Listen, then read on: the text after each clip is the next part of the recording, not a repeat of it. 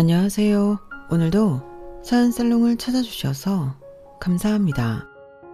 결혼 생활을 본격적으로 시작하기 전 저는 결혼 생활의 어려움의 대부분은 시댁 혹은 시부모님 때문일 거라 생각했어요. 그래서 결혼 전에 상대방 집안 분위기만 잘 살펴봐도 대략적으로 저의 결혼 생활을 그려볼 수 있을 거라고 생각했죠. 모든 어려운 시기가 지난 지금에야 그 생각이 절반은 맞고 절반은 틀렸다는 생각이 드네요. 처음엔 모두가 부러워하던 결혼이었어요. 다정하고 안정적인 성향의 남편과 저를 정말 딸처럼 소중하게 대해주셨던 시부모님, 친동생처럼 저를 잘 따르던 시누이까지. 이렇게 말로 쭉 나열하면 아무도 안 믿을 만큼 정말 동화 속에나 나올 것 같은 결혼 생활이었거든요. 그랬던 결혼 생활이 불과 3년을 채우지 못하고 그 민낯이 드러나게 될 줄 누가 알았겠어요.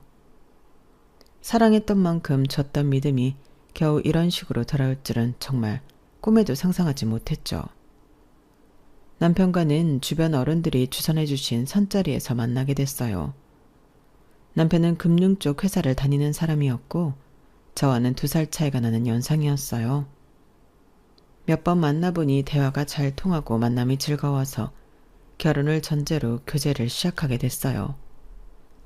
남편 집안은 동네에서 부동산 중개업을 오래 해온 집안이라 집안에 대한 믿음도 꽤 있었어요. 여보, 우리 엄마가 당신 좀 만나보고 싶다는데? 여보? 어머 정말? 아직 만난 지 얼마 안 됐는데 벌써? 부담스러우면 안 만나도 괜찮아. 그냥 결혼 전제로 만나기로 했다니까. 어떤 사람인지 궁금하신가 봐. 결혼 전에 미리 친해지면 서로 편하지 않냐고 하시는데? 그렇긴 하지. 그럼 2분 괜찮으신 날로 말해줘. 시간 비워놓을게. 처음엔 살짝 부담이 됐지만 일리가 있는 말이라 큰맘 먹고 만나 뵙기로 했어요. 남편에게 얼핏 들었던 가족 분위기는 화목하고 친밀한 분위기였고 저희 부모님께서도 늘 결혼할 사람 부모를 잘 봐야 한다고 말씀하셨거든요. 결혼 전제로 만나기로 했으니 기회가 있을 때 만나 뵈어야겠다는 생각이 들었죠. 그렇게 만나게 된 시댁 식구들의 첫인상은 참 좋았어요.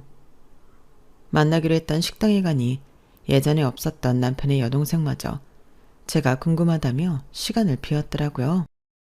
와, 안녕하세요. 오빠 여자친구는 처음 만나봐요. 앞으로 친하게 지내요. 내 식구가 한 자리에 있는 걸 보니 부모님들도 사이가 좋으셨고 남편과 여동생도 보기 드물게 사이 좋은 남매더라고요. 개인적으로 누나든 여동생이든 이성인 형제와 잘 지내는 남자가 흔치 않아서 참 좋게 보이더라고요. 처음 만나는 자리인데도 여동생이 제 말도 잘 따르고 이야기도 잘 들어줘서 참 가족 분위기가 좋다는 생각이 들었어요. 이런 가정이라면 결혼해서 시댁으로 더더욱 크게 스트레스 받을 일은 없겠다는 생각까지 들었죠. 물론 너무 섣부른 판단은 하지 않으려고 노력했지만 그만큼 첫 만남이 참 즐거웠어요. 첫 만남이 워낙 좋았다 보니 예비 시댁에서 종종 부를 때마다 좋은 마음으로 참석하게 됐어요. 그러다 보니 어머님 아버님과도 금방 편안해졌고 예비 시누이랑은 관심사도 비슷한 부분이 있어 종종 남편을 껴서 셋이서 따로 만날 정도로 친해졌어요. 그래서인지 생각했던 것보다 결혼 이야기가 더 빨리 나오게 됐죠. 나는 이제 언니 아닌 새언니는 꿈도 못 꾸겠어요. 빨리 오빠랑 결혼하세요. 그러게, 나도 얼른 네가 우리 식구가 됐으면 좋겠구나. 우리 식구들은 언제든 널 새 식구로 받아들일 준비가 됐어. 너만 마음 먹어주면 되는데. 그렇게 주변에서 재촉을 하니 괜시리 마음이 또 급해지더군요. 그래도 아직 남편과 연애를 시작한 지 1년밖에 안 되었을 때라 조금은 신중하게 생각해 볼 필요가 있다고 생각해서 그런 말들도 적당히 기분 좋게 웃어 넘겼어요.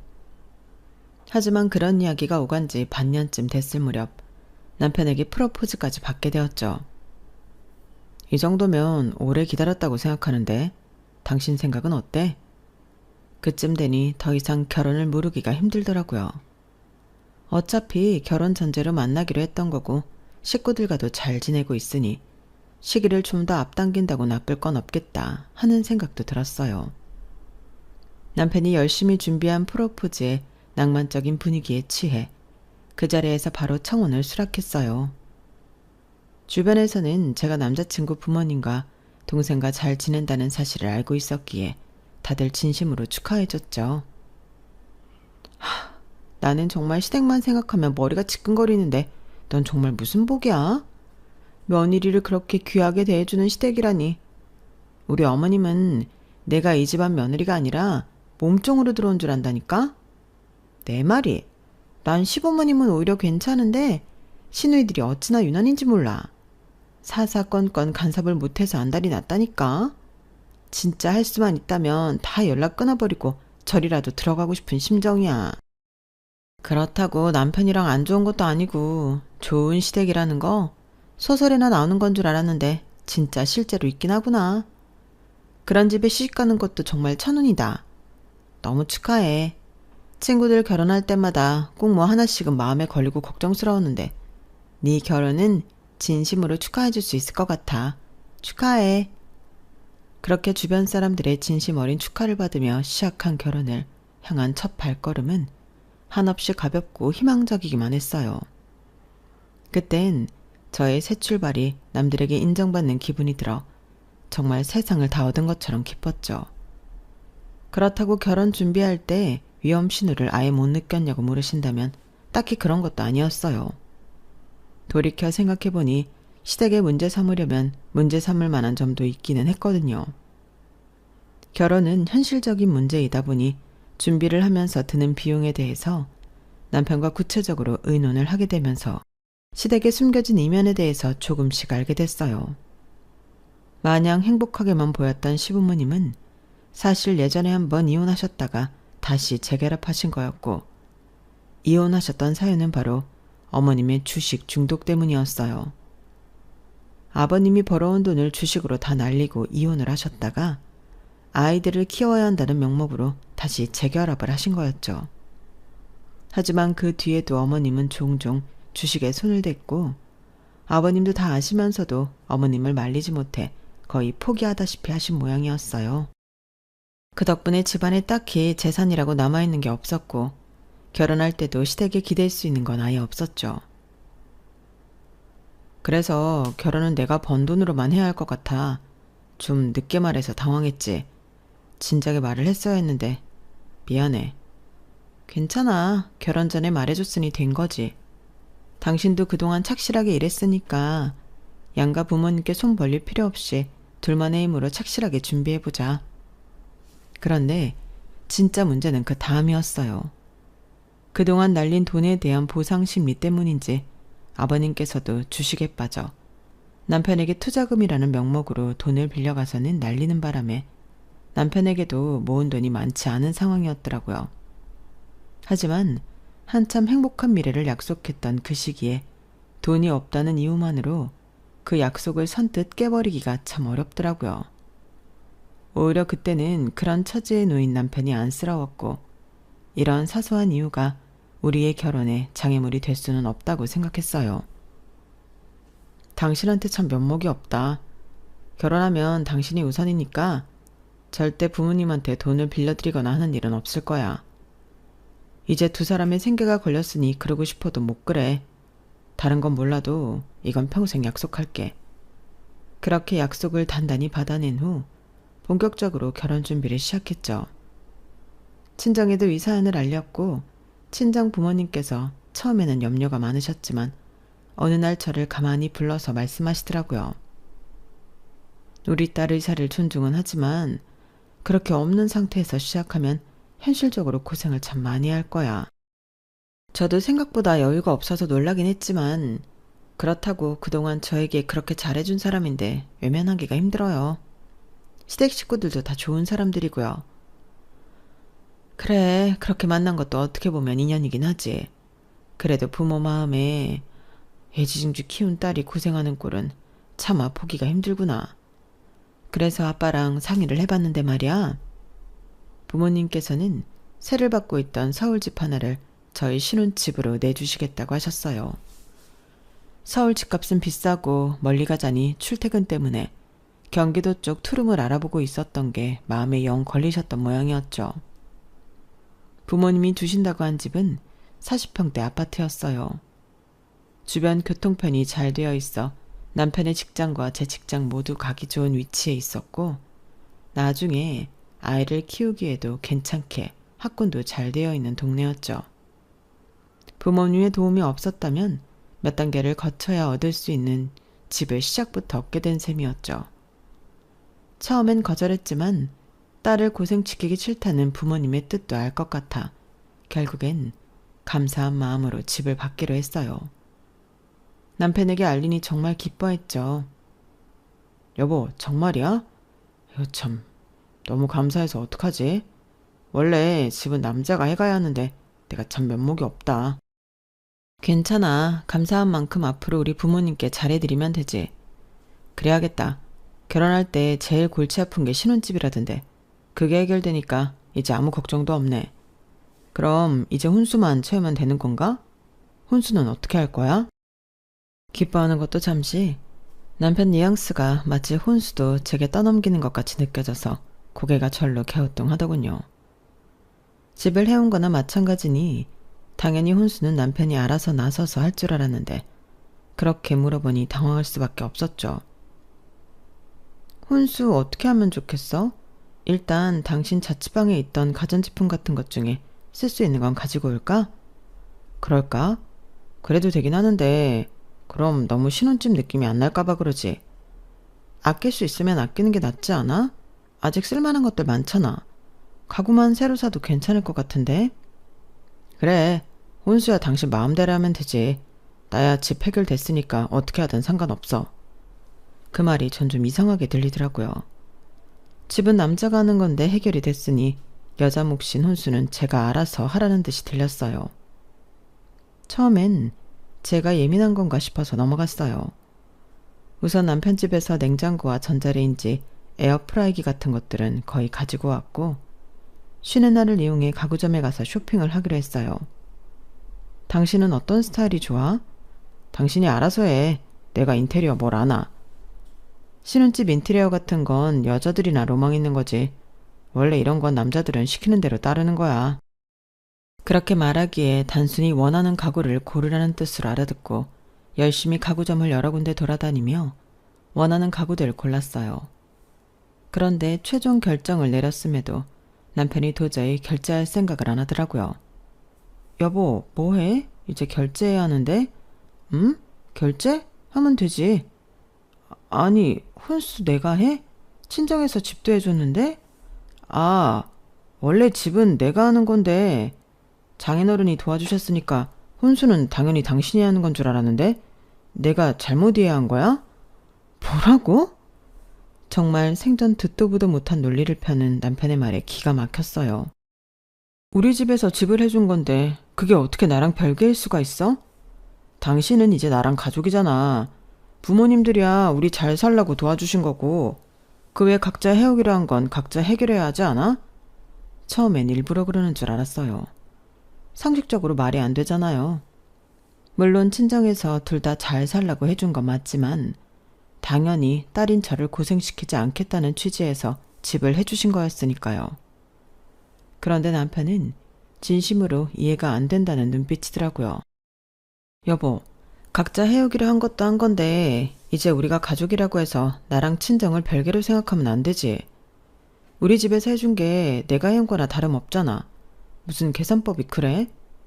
아니지. 당신이 아니라 당신 부모님이 해주신 거잖아. 우리가 각자 결혼 준비할 때 쓰기로 한 비용이 있는데 부모님이 해주셨다고 얼렁뚱땅 한 푼도 안 쓰려고 하는 건 좀 그렇지 않아? 부모님이 해주신 건 예외로 해야지.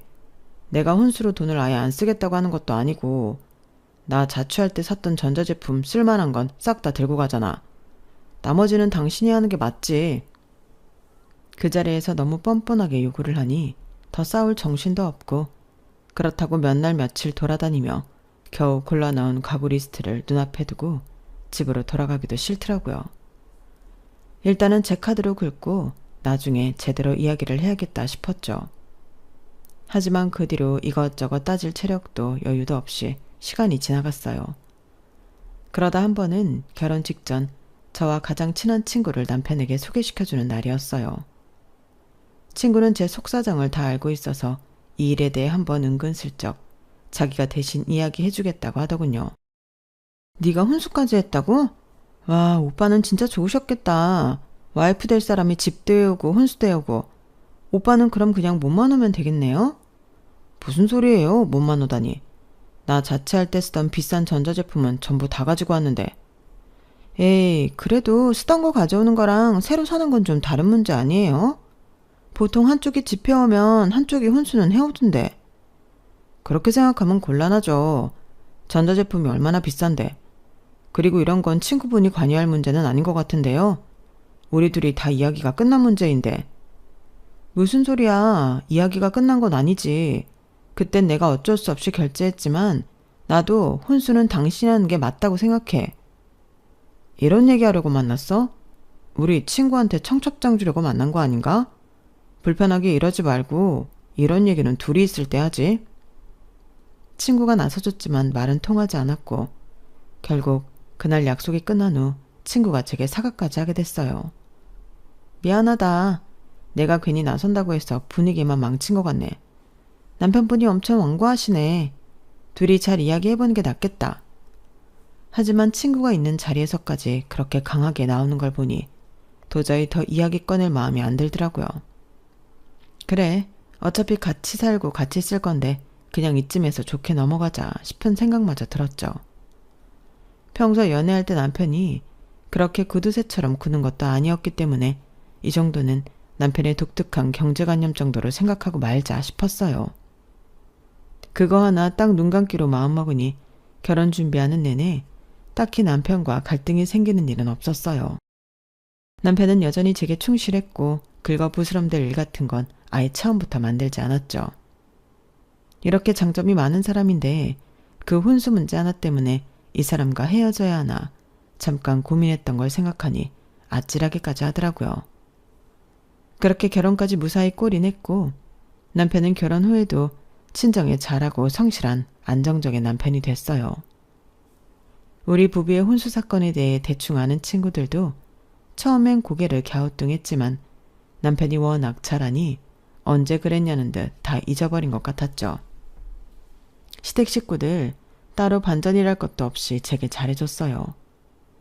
하지만 이상하게도 남편은 혼수라는 단어만 나오면 꼭 제 기분을 상하게 하더라고요. 신혼집 이사를 마치고 깨끗하게 정리한 후 시댁 식구들을 초대했을 때였어요. 나름대로 인테리어에 관심이 많아서 집을 열심히 꾸며뒀는데 시누이와 시어머니가 바로 알아봐 주더라고요. 새언니 정말 살림꾼이시다. 집도 너무 예쁘고 주방도 너무 깨끗해요. 그러게 이 주방만 봐도 살림을 얼마나 잘하는지 딱 알 수 있거든. 봐봐. 이 냉장고도 크기가 작은데도 안에가 아주 야무지게 깔끔하게 정돈되어 있잖니. 근데 둘이 집 합치는 김에 냉장고 정도는 새로 사지 그랬니? 요즘 신혼부부들도 냉장고는 어느 정도 크기 있는 좋은 걸로 쓰던데. 그래? 너무 작나? 나도 좀 신경 쓰이긴 했는데 그래도 혼수하는 사람이 별말 없으니 어떡해. 내가 쓰던 거 써야지 별 수 있나? 그래? 그럼 상의를 해보지. 그래도 가구랑 이런 건 다 이 사람이 했으니 더 해오라고 하긴 좀 그렇지. 나보다 월급도 적은데. 냉장고는 어차피 나도 자취한 지 얼마 안 되고 결혼한 거라 거의 새 거예요. 어차피 둘 다 일하느라 집에서 밥 자주 해먹지도 못하는데 쓸 만큼 쓰다 나중에 바꿔도 돼. 그 대화를 듣는데 어이가 없더라고요. 다른 건 몰라도 냉장고만큼은 남편이 먼저 거의 새 거라 버리기 아까우니 가지고 가겠다 라고 말했던 것 중 하나였거든요. 약간 억울한 마음이 들어 시댁 식구들이 떠난 뒤 따지니 남편은 피곤하다는 듯 반응하더군요. 그랬나? 옛날 일이라 그런지 기억이 잘 안 나네. 어쨌건 내가 가져온 건 맞잖아. 뭘 그런 것까지 일일이 따지고 그래? 내가 혼수를 안 해와서 그렇다는 뉘앙스로 말하니까 그렇지. 내가 집까지 해오고도 당신 식구들한테 이런 소리 들어야겠어? 아우, 그놈의 집. 그래, 좋은 집 얻어서 잘 살고 있는 건 맞는데 당신 능력으로 해온 집도 아닌데 그만 좀 말해. 우리 그냥 각각 능력으로 해온 거에 대해서만 이야기하자고. 그렇게 따질 거면 내가 당신보다 월급도 훨씬 많은데 용돈은 똑같이 쓰고 있잖아. 그럼 난 억울해서 어떡해. 앞으로 당신은 평생 당신보다 잘 버는 내 덕분에 더 여유롭게 살 텐데 이것도 다 따져봐? 남편이 그렇게 화를 내는 모습은 연애기간 전부 합쳐서 처음 봤어요. 정확한 이유는 모르겠지만 친정에서 집을 해준 것이 컴플렉스라도 되는지 꼭 집과 혼수 얘기만 나오면 과민 반응이다 싶을 정도로 예민하게 굴더라고요. 시댁 식구들 앞에서 은근슬쩍 혼수를 안 해온 내 잘못이라는 식으로 말한 것도 화가 났지만 남편이 저렇게 나오니 전투 의지마저 꺾이더라고요. 남편이 화난 부분에 대해서도 진지하게 이야기하고 제 입장에 대해서도 정확히 이야기해두고 싶었지만 남편이 하도 감정적으로 나오니 더 이상 대화는 어렵겠다는 생각이 들더군요. 그래,